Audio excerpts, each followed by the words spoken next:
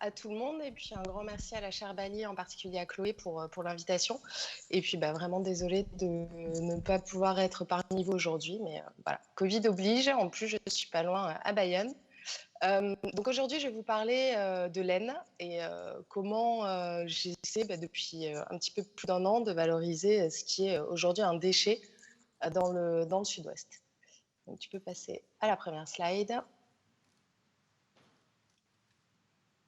Donc en fait, je tente. on demande souvent... Ouais.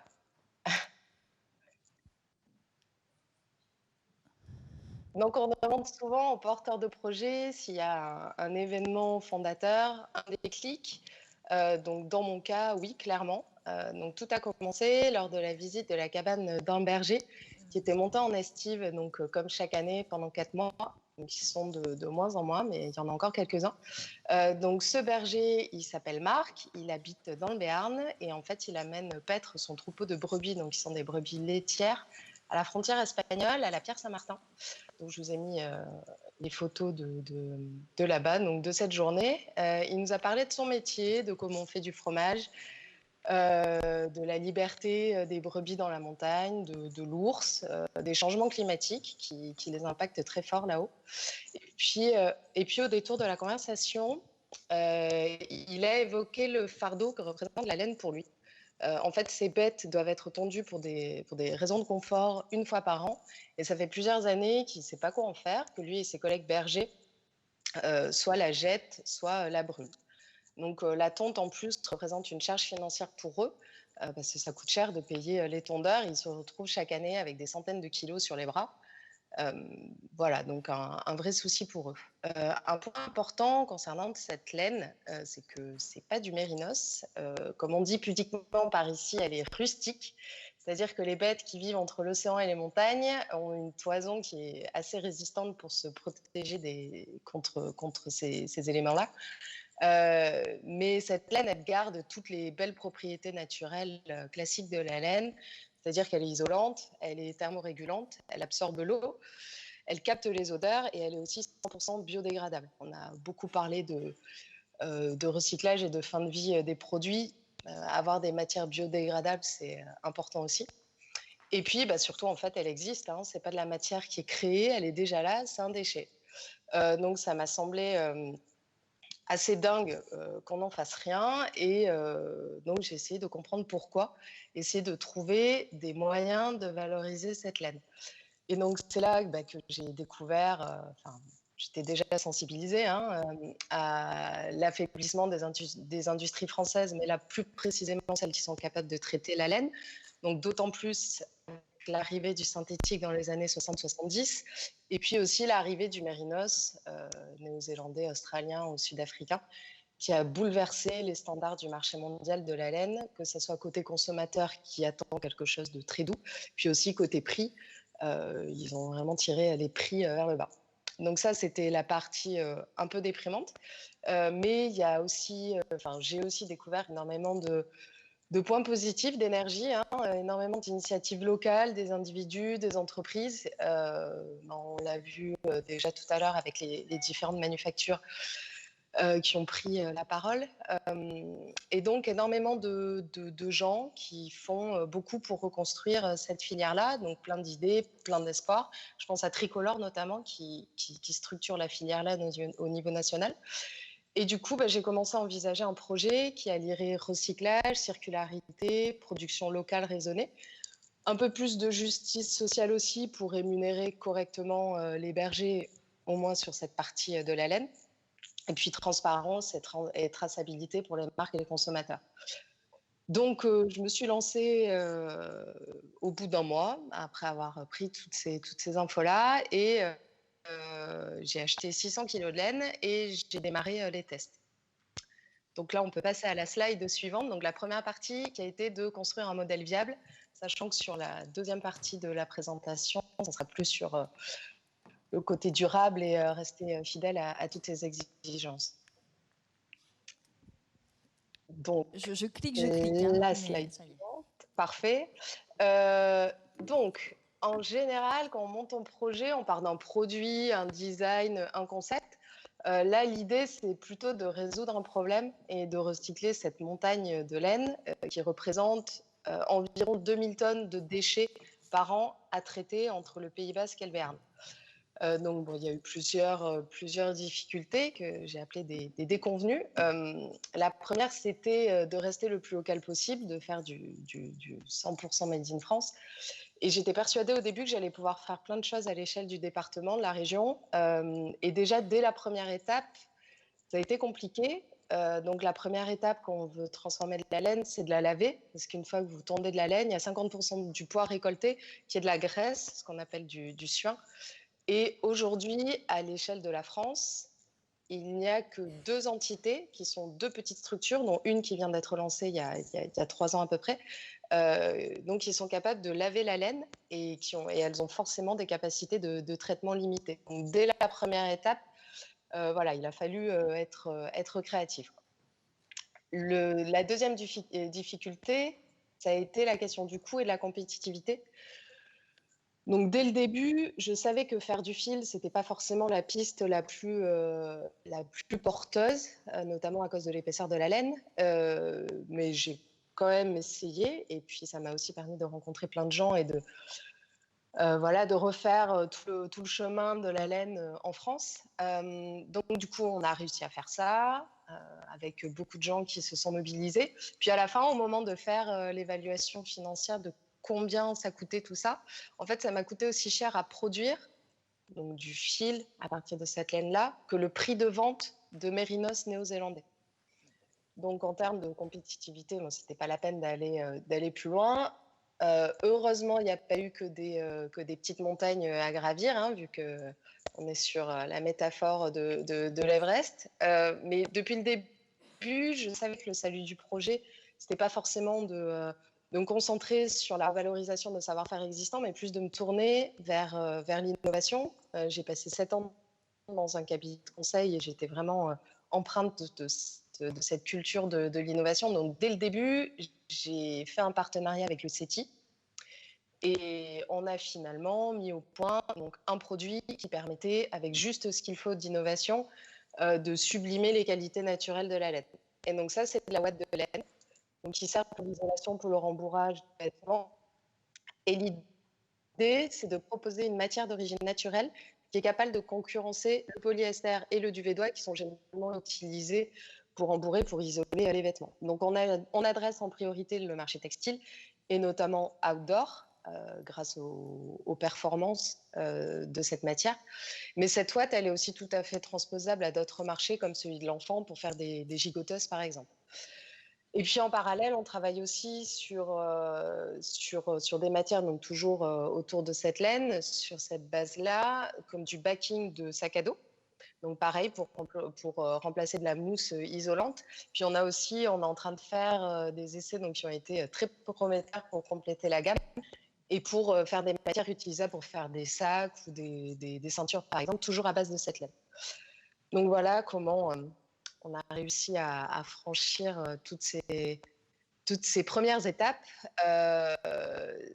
et donc tout en restant fidèle aux exigences et aux valeurs de développement durable et de durabilité. Donc ça, c'est la partie numéro 2. Voilà. Moi, je crois que j'ai pas la main freine sur le je clique, mais Parfait. Du coup, donc l'idée, c'était d'être fidèle à toutes ces valeurs hein, qui nous animent, je pense, pas mal aujourd'hui.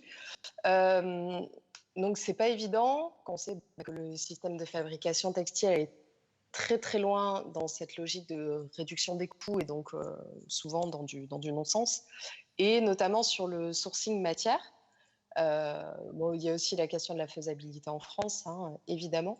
Et donc, la question du lieu de fabrication est venue bien en amont avec le retour du Made in France, mais il y a eu plusieurs scandales autour de l'origine de la matière, comme le coton BCI par exemple, qui ont changé la donne et qui ont de plus en plus sensibilisé les consommateurs à l'origine de leur matière. Donc nous, à notre niveau, on fait de notre mieux à toutes les étapes pour être fidèle à toutes ces normes, à toutes ces régulations. Donc voilà, on doit faire des arbitrages sur le lavage, par exemple, où on est allé en Ariège. Le transport, on choisit des acteurs locaux, on limite au maximum les entrants dans la matière finale et on les choisit au maximum biosourcés avec du PLA par exemple. Et puis on a un réseau de fabricants locaux qui sont certifiés Ecotex à minima. Donc la clé à ma toute petite échelle, ça a été d'échanger en permanence avec des marques, avec des designers pour coller au maximum à leurs besoins qui peuvent être parfois différents. Donc je vais juste raconter une petite anecdote. J'étais à un forum outdoor il y a quelques semaines et j'ai assisté à une discussion entre deux marques qui sont a priori assez similaires. En fait, leur pollution n'est pas du tout sur les mêmes étapes de leur chaîne de valeur. C'est-à-dire que pour une, c'est clairement sur l'origine des matières, leur durabilité, leur recyclabilité. Et l'autre, c'est sur le poids énergétique de leurs fabricants. Clairement, c'est quelle énergie est utilisée par les usines. Et puis j'imagine que vous-même dans cette salle, vous ne devez pas être sensible forcément aux mêmes aspects d'amélioration de votre chaîne de valeur. Mais en tout cas, s'il y a une notion sur laquelle tout le monde s'accorde, et tous les débats qu'il y a pu avoir aujourd'hui me confirment dans cette idée, c'est la notion de transparence et de traçabilité. Donc chez Trail, c'est fondamental. On est vraiment dans une démarche de travail d'équipe, du graphiste au fabricant. Voilà, toutes les étapes sont parfaitement transparentes. Et puis, il y a évidemment les bergers avec qui on est en contact quasi quotidien et qui, eux, vivent une vie raisonnée, qui est proche de la nature, qui est loin du productivisme dans lequel on peut évoluer dans d'autres secteurs et qui sont une source d'inspiration quotidienne. Donc, le fameux Marc que vous voyez sur la photo du bas. Et donc, tout ceci m'amène à la conclusion. Donc, à la slide suivante. Donc, conclusion rapide en 2 temps. D'abord, d'où vient le nom trail? Alors, vous l'avez peut-être reconnu, mais c'est la même racine que le trail, donc les courses dans la montagne. Et en fait, c'est un mot qui vient du chemin qu'empruntent les bêtes quand elles montent dans la montagne. Et trail, c'est aussi le nom de mon nom de famille maternel, sachant que je suis arrière petite fille de berger. Donc, c'est vrai que quand on a cherché un nom, ça avait du sens de choisir ce nom-là. Et donc, c'est là que je voulais en venir. Parce que je pense qu'on est beaucoup à vouloir remettre du sens dans nos actions. Bien sûr, la rentabilité, la viabilité du modèle est primordiale. Hein, c'est parfaitement indissociable, on est tous d'accord là-dessus. Mais pas que. Et je vous ai parlé tout à l'heure de l'innovation sur le produit qu'on a pu construire avec le CETI. En fait, je suis convaincue, et toutes les interventions aujourd'hui m'ont encore plus convaincue, que la plus grande innovation qu'on est en train de vivre, c'est qu'un des drivers fondamentaux de la stratégie d'entreprise, ça soit de remettre du sens, de la protection de l'environnement à tous les niveaux de l'entreprise. Et donc voilà, donc c'était la conclusion. C'est terminé. Muriel, si merci beaucoup. J'espère qu'il y a des questions. On peut, oui, applaudir ton engagement. Est-ce que normalement, tu vois la salle? Tu as un retour? Non, tu te vois, tu vois l'écran. Bon. Oui, voilà. Mais écoute, les gens sont masqués, mais je suis certaine qu'ils sont très contents. Derrière leur masque, en tout cas, voilà, tu as eu les applaudissements. Merci, c'est plein d'engagement, c'est beaucoup de conviction. Je sais qu'aujourd'hui, donc tout le travail de R&D que tu as fait, tu as participé à un forum où il y avait beaucoup de marques outdoor il y a quelques semaines. Et tu as eu des contacts, en tout cas tu as été reçu très positivement de la part de grandes marques d'outdoor. Alors ça a peut-être coupé au moment où tu en as parlé, donc ce que Muriel propose, c'est du rembourrage, du coup, voilà, avec il y a des spécificités techniques dans sa matière qui du coup va permettre d'avoir une bonne isolation et de pouvoir avoir des vêtements outdoor avec de la respirabilité et en même temps d'avoir bien chaud. Et voilà, je crois que tu as eu des contacts plutôt très intéressants avec des grandes marques françaises et internationales. Oui, tout à fait. Sachant qu'effectivement, le marché qu'on adresse en priorité, c'est l'outdoor, parce que ce sont souvent des marques pionnières pour les matières durables. Après, c'est une matière qui peut être tout à fait utilisée. Dès que vous utilisez de la ouate en polyester ou du duvet d'oie, elle peut être remplacée par cette ouate de laine. Est-ce que vous avez des questions ou des compléments? Oh oui. Alors.